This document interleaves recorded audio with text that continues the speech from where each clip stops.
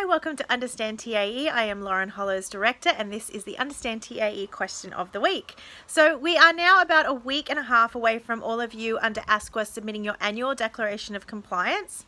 And this is a question that I get asked really often is how do we report a non-compliance? What should we have done? How do we fix it? What do we go about doing? So there's a three-step approach to this that I generally take with most providers. And the first step, sorry, apologies. The first step is actually to identify the extent of the non-compliance. So whether it's qualifications were issued without the, not in line with the unit requirements, there's not sufficient assessment evidence, you don't have documentation for your trainers and assessors, any of those sorts of things, you first have to identify what was the impact to the learner, what was the extent of the rectification that needs to take place. Now, with ASQA, the requirement for fee-for-service students or for ASQA is that they will go back 6 months. ASQA can go back 6 months in relation to your assessment records. Please be aware that if you're under a state funding contract, several of the state funding contracts go back substantially further. We'll deal with that in a separate episode, but for the purposes of today, we'll solely be looking at ASQA, and ASQA generally goes back they can go back 6 months. Most of the RTO reports that I've seen, they will ask you to go back at least 3 months to identify the impact on the learners. If there is an impact on the learners in relation to the quality of the training and assessment that was undertaken, you need to undertake rectification. So that might be a letter out to the student to say, look, we apologize, we've issued this statement of attainment or this qualification incorrectly. We might have had a unit code or something like that incorrect, or we didn't, move a prerequisite over or something. If it's administrative, you need to, send that out to all of them, address that. If it's a matter of retraining, then you need to offer to bring them in, and where possible, you need to retrain them. There are varying requests that I've seen from regulators in relation to you've got to offer retraining, to you've actually got to undertake retraining, to you need to recall qualifications. And you as an RTO will need to make that determination based on the extent of the assessment evidence that's missing, or the evidence of competency that's missing generally. So the first thing is we rectify, we address what the problem is. The second part is that we need to find out why. So we need to do a root cause analysis. We need to, get some of that lean investigative forensic side of it in, and we need to identify why the problem happened. Now, generally it's one of two things. It's either that there is a policy procedure in place and the policy and procedure actually picked up the problem through the normal course of auditing and it was a human error.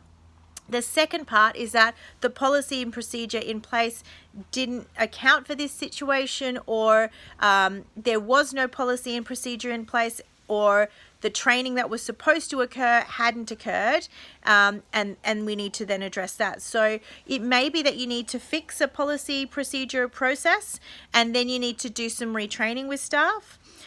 It may be that you just need to specifically address what a particular staff member has done, because, as we said, this is the problem with the student audit model, or it only does take one staff member to do the wrong thing, whether that's on purpose or not, and it can really stuff things up. So, looking at the extent and how you address that so that the process moves forward correctly. Now, it may be that if it's a specific staff member, your process that you're going to put in place is that you're going to do extra monitoring, or you're going to do moderation on the next range of assessment decisions that they make. You're going to remove part of the access to your student management system. In order for you, to be able to monitor it more closely. The last part of it is very, very important, and that is the retraining side of things. Quite often we get RTOs that, the main problem that it's come down to is that, the trainers and assessors, the administration, they didn't know what they didn't know. If you've got administration that are issuing your qualifications, spend some time teaching them the training package rules. Trainers and assessors, if they see themselves solely as trainers, that's a problem nowadays. They need to see themselves as assessors. They need to see themselves as evidence collectors. So they need to be really clearly aware of the current regulator interpretations, things like practical observations, how those are evidenced, you know, things like when we're looking at higher level projects and things like that, that it's not a tick and flick, that we're really looking at, does that project that student's put together, you know, you can purchase so many of them nowadays. Almost all of the IBSA assessments can actually be purchased because students have put them up online through different sites and things like that. So, you know, are your staff running authenticity checks to make sure that the assessment hasn't been purchased? Are they, you know, familiar enough with the students that they can pick up when they've seen the same assessment 3 times over? That's something that can be picked up through moderation exercises. So it's really important that we've got that retraining side of things that comes into it, that we're running the professional development with our trainers, with our administrators, with all of the support staff in our business, with our BDMs, to make sure that they're giving the right information to students, and that the information we're providing to students is consistent from, you know, pre-enrollment to enrollment through commencement to completion, that we're giving the students a very consistent interpretation of what they should be provided as part of their course. So those are the 3 steps that we take. We identify the extension, we rectify. The second is that we then look at the process and we make sure that the process is correct and the monitoring processes are correct.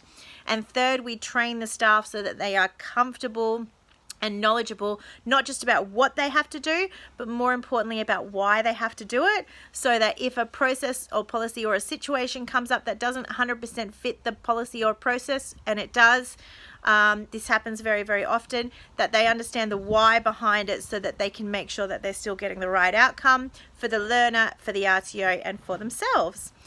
When you guys are reporting this, if you've found something and you've addressed it correctly and you have rectified it and you have done retraining with your staff, put all of that information together. Be really honest with the regulators that, you know, yes, you did stuff up throughout the year, but that you fixed it now.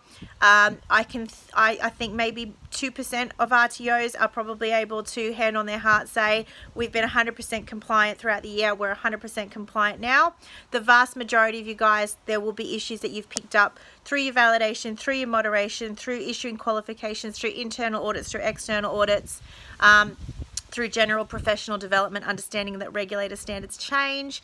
You know, there'll be an issue that you would have come up with. So that's okay. Make sure you're honest about it. Make sure you keep addressing it. Keep moving forward. And I hope you all have a wonderful Sunday. Thank you. Bye.